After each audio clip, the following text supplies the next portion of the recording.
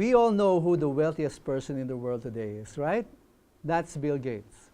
Well, before Bill Gates, there was this other person who held that position of being the richest person in the world over 100 years ago. That was John D. Rockefeller, and he built his fortune during the second half of the 19th century.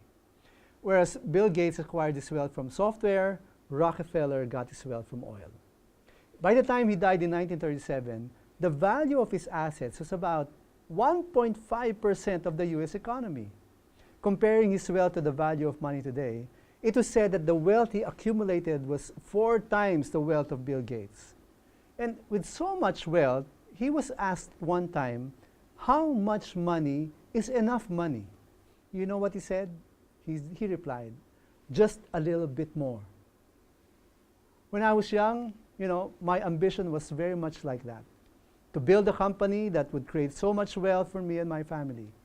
I spent a good amount of time trying to put together and build a company that I hope would become successful and profitable in the future. At first, my only ambition was to make just enough to meet my needs. But you see, the pursuit of wealth suddenly became serious. And that ambition transformed into a desire to make so much money that I didn't have to worry about money anymore. I never actually got to where I wanted, but I know of too many entrepreneurs and businessmen who reached the point where the end goal of all their work was very much like that quote from Rockefeller, to make just a little bit more. The pursuit of wealth has this funny tendency to become an end in itself. The danger when one reaches that point is that the creation of wealth becomes the highest pursuit, and everything else becomes secondary. Family or friends, the concerns of employees, the well-being of a community, the preservation of the environment, and even one's health, all become secondary, and for some, even obstacles to that one single-minded pursuit of wealth. In the Bible, the pursuit of wealth can take on an entirely wicked character. It can turn into worship of money or the worship of a personified mammon. You cannot invest your life in both God and money.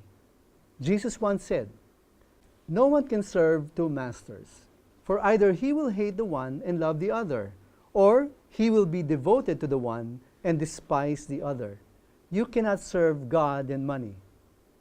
We have to decide who will be given the greatest worth in our hearts and in our lives. Will we put the pursuit of wealth above everything else? Or will we bow down to Jesus as Lord and therefore consider Him the highest pursuit of our lives? It doesn't mean we will no longer work or that it's bad to become wealthy. It only means that our pursuit of wealth is subject to the rule of Christ. If we pursue it, we do that to honor Christ.